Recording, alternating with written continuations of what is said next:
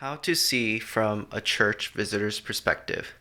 Seeing from a church visitor's perspective can be a valuable exercise for anyone involved in church, whether they are a member, volunteer, or staff member. Here are some steps you can take to see things from a visitor's point of view. Put yourself in their shoes. Imagine yourself as a first-time visitor and try to think about what you would like to experience and what might make you feel uncomfortable or intimidated. Sometimes we forget that there are first-time visitors that are coming to our church, and you probably forgot what it feels like to be a first-time visitor. So you want to just think about just the experience that you think that they're experiencing and what feels uncomfortable for them.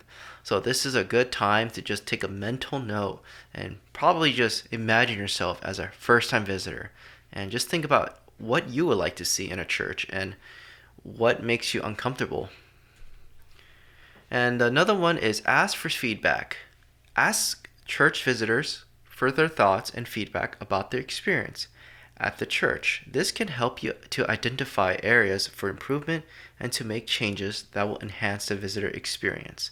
You want to ask for feedback for the visitors that are visiting, whether by mail or email or maybe a quick survey, or maybe just ask them after they finish service, see what they think, and just ask them just any details that you think that the church should improve about. Conduct a mock visit. Take a walk through the church building and grounds as if you were a first-time visitor and note any areas that could be improved to make experience more welcoming and inviting. This is something to think about, and you can make this really creative as well. Well, what you can do is actually just maybe even take a day off from Sunday and just go visit as a pastor or just a person that works at a church and just see what it feels like if you visited the church for the first time. If you want to be even more creative, maybe you can even go in a disguise and try to go there as if nobody knew you and see how people treat you. And maybe you can just, let a few people know on it and the rest of the church should not know. Observe visitors. Pay attention to the reactions and behaviors of visitors during church services and events. Do they seem comfortable and engaged, or do they seem unsure or disconnected? You may want to just sit in a service and just look at the visitors that are visiting the church for the first time. What are their facial expressions? How are they reacting? Maybe you just want to make a quick note on how they are feeling on that day. Seek input from staff and volunteers. Talk to staff and volunteers who have direct interaction with visitors and ask them for their observations and suggestions. This is something that you can do for all the volunteers and staff that actually are in the lobby, or maybe ushers or people that are interacting with the first timers.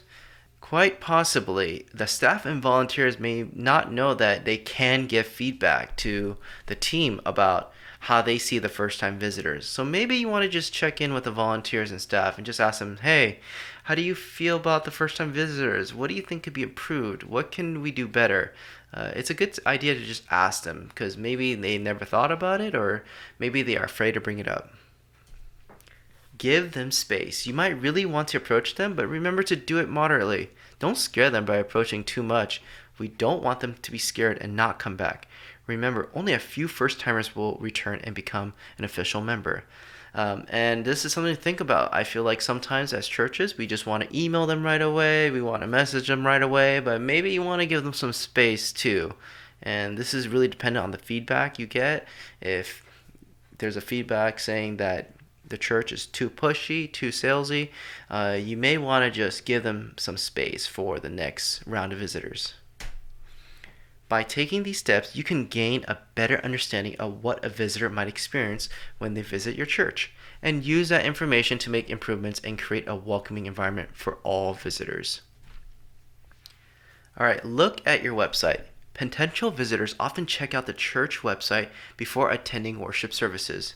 Visitors will have an opinion about your church by your website and on social media. In result, the church should make a first impression with its website, social media, signage that directs people. And this is something to think about. We're not saying your church is bad because of your teaching. We're not saying it's bad because of the community or the friendliness. But people will look at your website and judge you by it. And what I mean by that is maybe you're trying to attract more young people to your church and they look at your website and maybe it's just really hard to navigate. So they may have an impression of your church being a little bit more old school.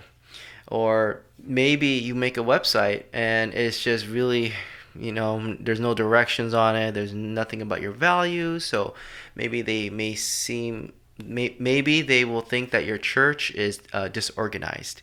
And so you just want to check out your website, look at your social media. You might want to think about your social media as well, and all the signage that is happening on the campus. And a few more tips. The atmosphere of the service should be inviting, and the language used should make the visitors feel welcome. So we got to watch our language. If you're a church that is about doom and gloom, so we may want to just lighten up a little bit for welcoming the visitors so they don't feel condemned all the time if they visit. And another tip is church visitor cards, gifts, and the pastor greeting can also play a role in creating a positive first impression. It's great to just give gifts, gift bag, cards. Maybe the senior pastor or any of the pastors can just personally just shake hands with first-time visitors and just meet with them. And lastly, mention events such as Easter, Christmas, youth, and kids events, and welcome them to these events. You want to just think about just giving personal invitations to these first-time visitors, asking them to come to events. Maybe they don't even know about your events or what's happening on your church campus. So you want to try your best to integrate them. They're first-time visitors, so they may not know what's going on in your campus. So in conclusion, only a small percentage of first-timer visitors become regular members. To increase the likelihood of visitors returning, the church should aim to create a good first impression. Be warm and authentic, and welcome new visitors to your upcoming events.